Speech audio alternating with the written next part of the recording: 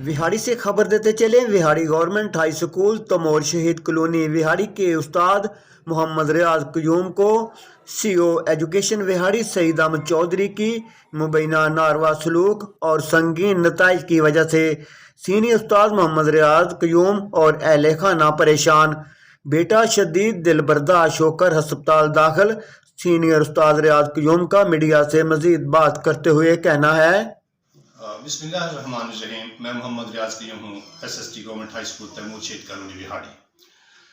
ज़िला विहाड़ी में अकीदा के 2 ग्रुप हैं और ये पूरा पंजाब जानता है, पूरे पंजाब की लीडरशिप जानती है, बल्कि अकीदा की पाकिस्तान की लीडरशिप इस बात को जानती है और इन दोनों ग्रुपों के दरमियान सुलह करवाने की कोशिश भी करती रही है। हमारा नया ग्रुप है, पिछला ग्रुप 15 साल से काम कर रहा था, हमारा नया ग्रुप है और हमने 18 अक्टूबर वाली रैली जो है वो कामयाब तरीन की। मुलाजमीन के हकूक़ के लिए हम खूब मेहनत की हमने और हुकूमत को घुटने टेकने पर मजबूर करने में हमारा बड़ा भरपूर हिस्सा था। तो मुखालफिन जो हैं वो इस बात से बुखला गए और उन्होंने एक चाल चली कि उन्होंने सीओ एजुकेशन जनाब सईद चौधरी साहब जो उन्हीं के अपने ग्रुप से ताल्लुक़ रखते हैं, उनको ये कहा कि रियाज क्यूम को अगर आप दबा लें तो हमारा अकीदा बच सकता है, वरना अकीदा नहीं बच सकता हमारा, यानी उनका ग्रुप जो है।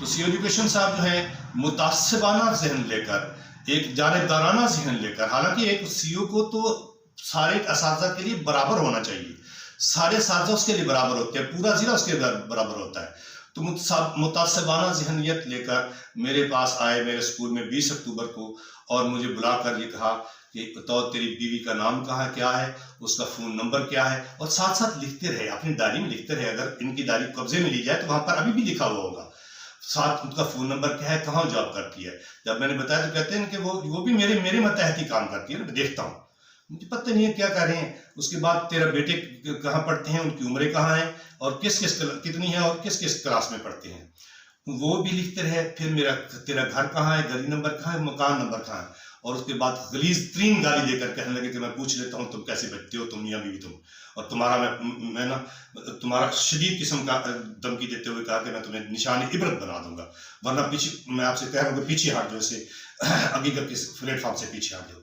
ये कहते हुए आ गए और 20 अक्टूबर से लेकर आज तक, इस वक्त तक मैं स्कूल में नहीं हूँ। हर रोज़ की बुनियाद पर मुझे परेशान किया जा रहा है, हर रोज़ की बुनियाद पर, ताकि इन्होंने मेरे बच्चों को इस हद तक प्रेशराइज किया कि बड़ा बच्चा जो है MBBS 4th ईयर का है में पढ़ता है, वो बीमार होके गया। छोटा बच्चा जो है वो परेशानी की वजह से, हाई डिप्रेशन की वजह से, जिससे ये सारी बातों के मेरे पास डॉक्यूमेंट्री प्रूफ मौजूद है कि उनकी डिप्रेशन किस तरह से थी। फिर मेरे बच्चे को जो है डिप्रेशन की वजह से वो जो ट्रॉमा में चला गया, यूनिवर्सिटी इंतजामिया उठा के हॉस्पिटल ले गई और वहाँ पर बेहोश रहा बच्चा। उसकी जब वीडियो वायरल हुई तो फिर हमें मजीद तकलीफ देने के लिए इन्होंने हमारे ठट्ठे उड़ाए कि ये जो ड्रामा कर रहे हैं। इस वक्त तक जब हम बैठा हूँ, मेरे अहले खाना शदीद कर में गुजर रहे हैं। हर रोज़ की बुनियाद पर कोई ना कोई इंक्वायरी की जा रही है, हर रोज़ की बुनियाद पर हमें कोई ना कोई धमकी दी जा रही है। इस तरह के शख्स को विहाड़ी का एजुकेशन या कहीं का एजुकेशन का ऑफिसर नहीं होना चाहिए। इस तरह के शख्स को तो किसी जगह के भी ऑफिसर के तौर पर नहीं होना चाहिए। मेरे घर के साथ ही ऑफिस है उनका, मेरे बच्चे गुजरते रहते हैं यहाँ से आते जाते हैं, हर वक्त उनके जहन में यही कि यहाँ से हम गुजरते हैं, हमें नुकसान ना पहुँचा दे। हर वक्त इसी वजह से तो ट्रॉमा में गया बच्चा। अगर ये बच्चे को सीओ एजुकेशन सईद अहमद चौधरी को विहाड़ी से ट्रांसफर न किया गया तो मेरे घर का कोई नुकसान हो सकता है और इसकी सारी जिम्मेदारी इस सीओ एजुकेशन पर।